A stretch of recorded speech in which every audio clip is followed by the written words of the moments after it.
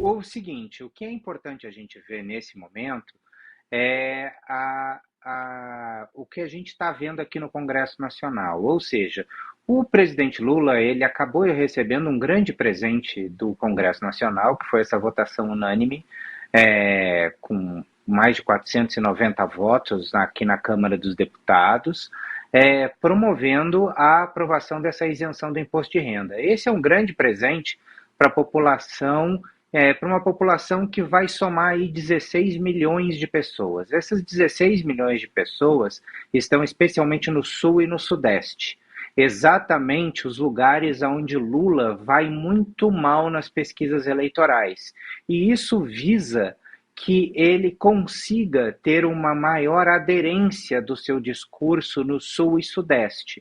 Então faz com que a campanha de Lula para a reeleição ano que vem acabe sofrendo um grande impulso dado pelo Congresso Nacional. Não é à toa que a oposição se colocou contra esse projeto e gostaria de fazer um acordo com o governo aprovando a anistia em troca dos apoios para a aprovação da isenção do imposto de renda. Mas isso acabou não acontecendo.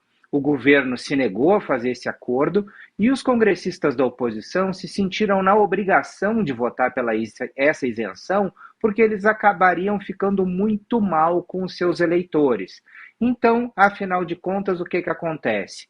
Acontece que a oposição e o Centrão, que se colocam como antagonistas do governo Lula, acabam de dar um grande presente ao presidente na sua tentativa de reeleição no ano que vem, porque acabam presenteando aí cerca de 14 a 16 milhões de famílias no Brasil com essa isenção do imposto de renda. E eu te digo um pouco, Ítalo, que vai além, porque no meu artigo que está no O Povo Mais, que foi publicado na segunda-feira, eu ainda coloco uma lista de várias outras ações que o governo está empreendendo e que vai impulsionar a reeleição, a tentativa de reeleição de Lula em 2026. Eu vou citar aqui programas como o Gás do Povo, um botijão a cada 2 meses para 15,5 milhões de famílias, o Pé de Meio, uma poupança para 4 milhões de estudantes e além dessa isenção do imposto de renda. O que eu digo aqui é que não são meras políticas públicas, são novidades de vitrine de campanha petista com data de estreia marcada de acordo com o calendário eleitoral. Então, indo um pouco além, o governador de São Paulo, Tarcísio de Freitas, disse que se negaria a ser candidato a presidente da República se o Congresso fornecesse esse pacote de bondades ao governo Lula, impulsionando a sua candidatura. Ou seja, os partidos da base que apoiariam Tarcísio de Freitas não poderiam, segundo ele, dar este presente a Lula e depois colocá-lo na corrida presidencial. Ele diz que se essas coisas fossem aprovadas, ele não seria candidato a presidente da República. E tudo indica que é esse o cenário que vem se desenhando, Ítalo.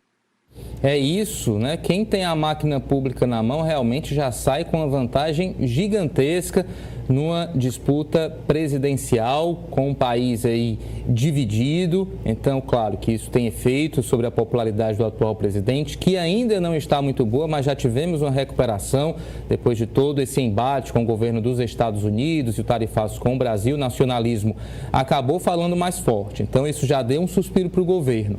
E agora, com essas medidas aí econômicas, né, além da isenção do imposto de renda, esses programas que o Márcio Coimbra destacou aqui para a gente aí, de fato, vai ficar bem complicado para a oposição tentar impedir a reeleição do presidente Lula, que já deixou bem claro. Diz que se tiver com saúde, se tiver aí com energia, disputa sim a reeleição e vai para ganhar, né? Nem consegue aí imaginar outra perspectiva que não seja essa. Vamos aguardar, claro, e esperar também que estratégia a direita vai colocar em prática a partir de agora, porque o principal nome da direita está inelegível, não pode ser candidato, o ex-presidente Jair Bolsonaro.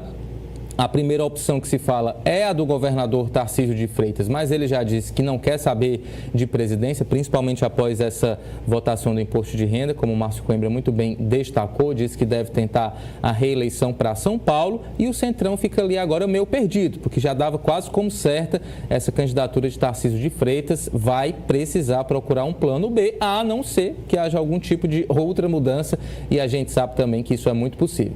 8 horas e 24 minutos, vamos com mais informações. Reforçando, essa votação de ontem foi unânime. 493 votos a favor e 18 deputados ausentes. Não houve votos contra a proposta. O PL, inclusive, partido do ex-presidente Jair Bolsonaro, foi o que mais registrou ausências, 6, seguido pelo MDB com 3, União Brasil, PP e Podemos com 2 faltas cada, e PT, PSD e PDT com 1 ausência cada. Uma é muito justificada, a da deputada federal Luiziane Lins, que integra essa flotilha que tentou abrir um corredor humanitário no mar Mediterrâneo rumo a Gaza, e todos esses barcos foram interceptados por Israel. Inclusive, a assessoria da parlamentar afirma que ela chegou a registrar presença ontem, estava ali já preparada para votar a favor da isenção do imposto de renda, quando esses barcos foram aí parados, interceptados pelas Forças Armadas de Israel. Já já vou trazer todas as informações. 8h25, reforçando então, dentre os deputados cearenses, ocorreram 3 ausências. Luiziane Lins, do PT, que está a bordo da flotilha para Gaza, que foi interceptada pelo Exército de Israel. Mauro Benevides Filho, do PDT, que está se recuperando de um AVC. E Nelinho Freitas, do MDB. O deputado Eduardo Bolsonaro também não votou porque está nos Estados Unidos. Quem são os outros ausentes dessa votação? Detinha, do PL do Maranhão, reforçando mais uma vez, Eduardo Bolsonaro, do PL de São Paulo, Fábio Macedo, do Podemos do Maranhão, Fausto Pinato, do PP de São Paulo, Geraldo Mendes, do União Brasil do Paraná, Hercílio Diniz, do MDB de Minas, José Medeiros, do PL do Mato Grosso, Juarez Costa, do MDB do Mato Grosso, Luciano Alves, do PSD do Paraná, mais uma vez, Luiziane Lins, do PT do Ceará, Marcos Soares, do União Brasil do Rio de Janeiro, Mauro Filho, do PDT do Ceará, esse com certeza devia estar cheio de vontade para votar, mas enfim, questão de saúde. Nelinho Freitas, aqui do MDB do Ceará, Nelson Barbudo, do PL do Mato Grosso, Pastor Marco Feliciano, do PL de São Paulo, Samuel Santos, do Podemos de Goiás, Vinícius Gurgel, do PL do Amapá, e também Zé Adriano, do PP do Acre. Como a sociedade e a população ficou muito de olho nessa votação de ontem, temos que observar que eles precisarão, então, isso se justificar, e as redes sociais, Luiziane e Mauro Filho, claro, já tem aí uma justificativa muito plausível, mas esses outros parlamentares precisam aí colocar a justificativa para essas ausências, Márcio Coimbra, principalmente porque ano que vem tem eleição e com certeza essa pauta vai ser colocada, todo mundo ali vai vasculhar quem foi que votou contra, quem foi, na verdade ninguém, né? Mas quem foi que se ausentou, além de outras pautas que devem influenciar nas eleições do ano que vem, como a PEC da blindagem. Listas e mais listas circularam pelas redes sociais de quem votou a favor da PEC da blindagem. Isso já é um fator negativo aí que pode comprometer a reeleição de alguns parlamentares. Enfim, é uma eleição de fato muito conectada com os fatos agora de 2025 e nesse cenário de incerteza também da direita em relação a quem disputará a presidência. Dúvida, Ítalo. O eleitor ele está muito atento ao que está acontecendo, e as redes sociais elas dão voz a muitas dessas iniciativas, né? Que são essas listas mostrando quem votou a favor da blindagem, quem se ausentou no caso da isenção do imposto de renda, e isso pode ter influência nas eleições do ano que vem. Mas vamos lembrar que o Congresso Nacional, ao trazer para si o controle do orçamento, ele distribuiu esse dinheiro entre os parlamentares. E assim como nós tivemos com a ascensão das redes sociais a maior renovação do Congresso em 30 anos, em 2018, em 2022 nós tivemos uma das menores renovações da história. Por quê? Porque os parlamentares começaram a controlar fatias imensas dessas emendas parlamentares, a tais das emendas secretas, as RP9, e começaram a ter um contato muito direto com os prefeitos derramando dinheiro nos seus currais eleitorais. E isso deve voltar a acontecer nas próximas eleições.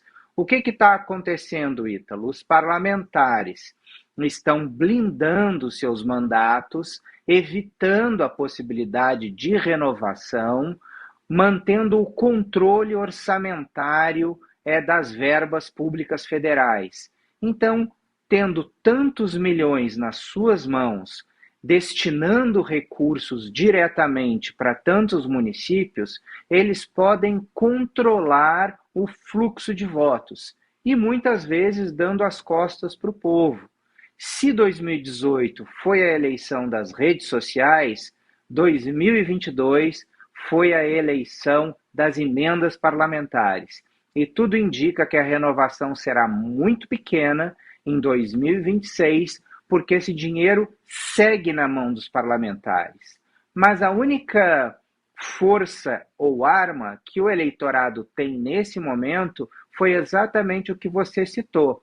É a força de estar nas redes sociais, mostrando e deixando muito claro quem está votando a favor e quem está votando contra de medidas polêmicas, algo que pode, de alguma forma, atingir o coração do eleitor e trazer algum tipo de renovação para o Congresso Nacional.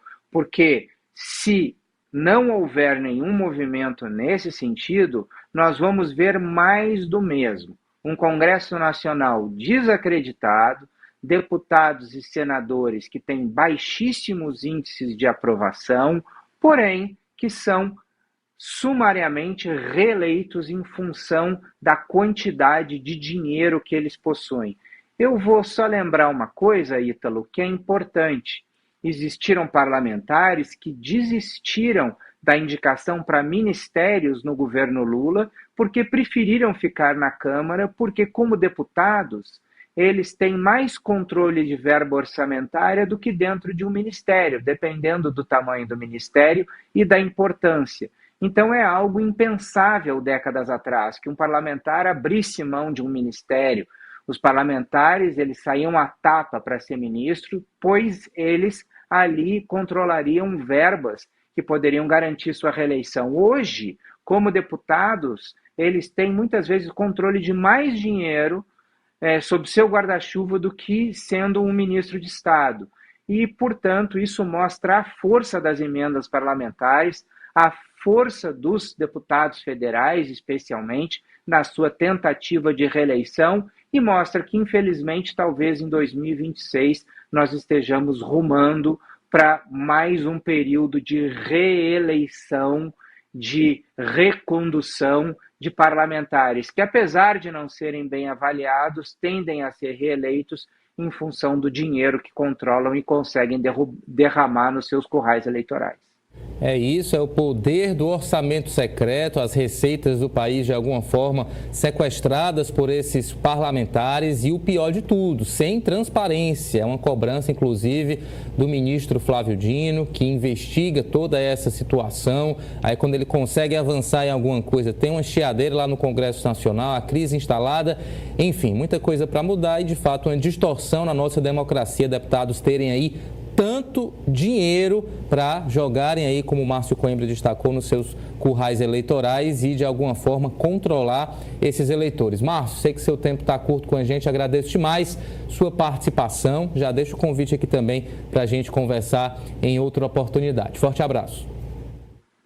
Eu que agradeço, Ítalo, uma satisfação sempre conversar com você nas manhãs, com toda a audiência do canal do Povo.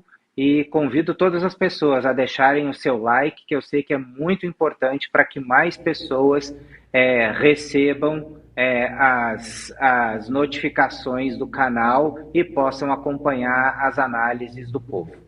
É isso aí, Márcio Coimbra explicou direitinho para você o que é importante que você faça enquanto acompanha aqui o nosso Povo News, deixar o like, se inscrever no canal, inclusive compartilhar o link da nossa transmissão aí nos seus grupos de rede social, grupos da família, grupos de amigos, para a gente aumentar aqui a arena do nosso Povo News, primeira edição, 8h33, continue aí deixando o seu like.